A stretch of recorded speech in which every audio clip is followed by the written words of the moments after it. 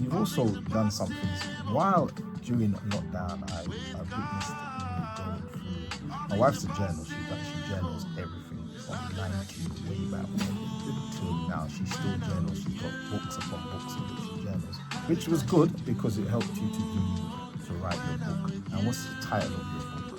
From hood to headship. From hood You to said it headship. earlier. I know, but just in case nobody was listening, I can't assume people Sorry. listening. From hood to headship. From hood to headship. So it's your journey from what is it about? So I called it from hood to headship because it's me and my humble beginnings, which was coming from a particular neighbourhood. You can say the neighbourhood. I'm going to, called Stonebridge. And moving from Stonebridge, rising to the heights of Church Road. North Wheezy at his best, baby. North Church End Wheezy. Estate. So North Wheezy through and through.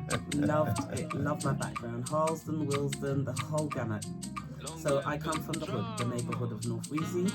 And it was about my journey that somebody like myself, considering my background and my surroundings and the disadvantage, etc., getting to headship, and then some of the difficulties navigating headship, which did include some parts of imposter syndrome and also looking at my ethnicity and being a black woman, gender, and all of that as well. That's the journey of the book. And you've been how long has that book?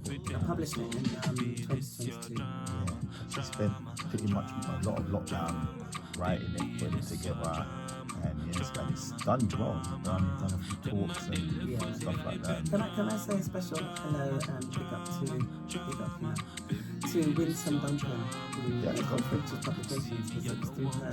I went to a book launch for a friend of mine, Nels Sakatoja, and as a result I hooked up with Winsome, and let me tell you, she was like a dog with a bone. She says everybody has a book inside them, and she got that book out by hook or by crook. She got that book out. She is a phenomenal woman. I've been hiding from that one. I was hiding from book launch. I've been hiding.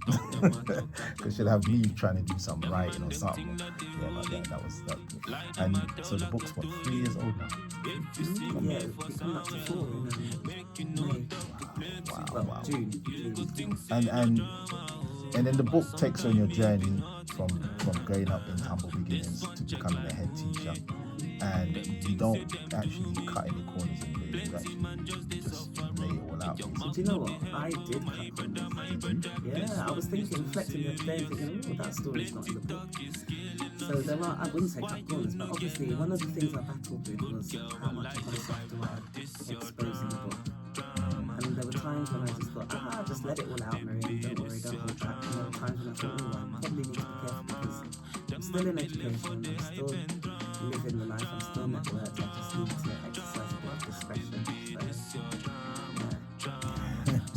But it's in my school, my children know that I have the book, a few of them have got copies. Sometimes my mum's got I've got this, and it's quite nice. It's not a secret. Readers become leaders, I tell them, so get a copy, read it, and aspire to be your own leader and live to leave your own legacy. And you can get the book everywhere. Amazon's the easiest place, of course. So it's called From Hood to Headship by Miriam Manderson. It's got the picture. What's the book cover look like? It's me on the cover, and it shows the 2 estates that I came from. Stonebridge Park Estate, which doesn't exist in the way it was then, with the iron bridge. Yeah, and the blocks. The stone bridge, literally, and the blocks. The high rises. We were on the 9th floor of a 16th floor block. And it's also got the Church End Estate flats. And of course I wrote that book, Theo, remember, because when I did my research I discovered not only was there only 1% of, out of 22,000 secondary schools in the UK, there were only 1% of them, 1% of heads were black. And being black African, that was reduced to 0.2%. So that's when I realised, actually, maybe I have got stories. Maybe I can share something and inspire somebody else. Hopefully, humbly, just do that. Yeah, and the book's done well. It's still selling. Yeah. That's good. I get notifications from Amazon, KDP, I think it's called, and you get notifications when somebody's purchased, which is quite rewarding. So you forget, and then you think, that's nice. So I've got a message from Cleve. He says, "Good evening, Theo. Love the show. Miriam, I love that saying, if you cannot see it, you cannot be it. Miriam, what advice would you give to Miriam of 15 to 20 years ago?" Well, I know you must have heard that one many times. Not really, but I've learned that, well, I'm still learning, Cleve. Thank you for the question, by the way. Hope you're well. I'm learning to care less about those that don't want the best for what you want. Yeah? So that's So what you said to I'm a yourself people 15, pleaser. 20 Yeah, years if I were 15, 20 years ago, I would say, don't let that imposter syndrome become a hindrance to you, because I think it did. And I am an emotional person, you know, I'm always going to have a heart. I do care about what people think and feel. And some people might think as head you need to be kind of Teflon, have Teflon skin that things just bounce off you and not feel anything and forward. But no, I'm very much into humanity and I like kindness. That's one of my values. But at the same time, not at risk to self. Just don't worry so much about what people think. As long as your heart is in the right place.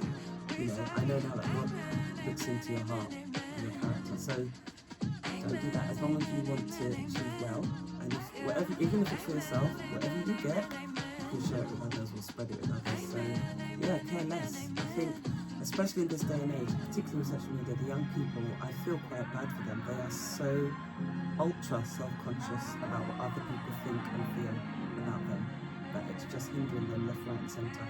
Part of my day in school, actually, when I'm talking to the young people, my students, it's all about encouragement and upliftment and recognising they are all unique individuals and they bring to society their unique selves, and you need to be authentic all the time. But yeah, thank you for your question. So you would have said to yourself, careless. Yeah. Yes. Be bold, as my dad said to me all the time. Be bold. I wasn't very bold. I mean, my school friends might disagree. Nana, I know you're listening. Angela, I know you're listening.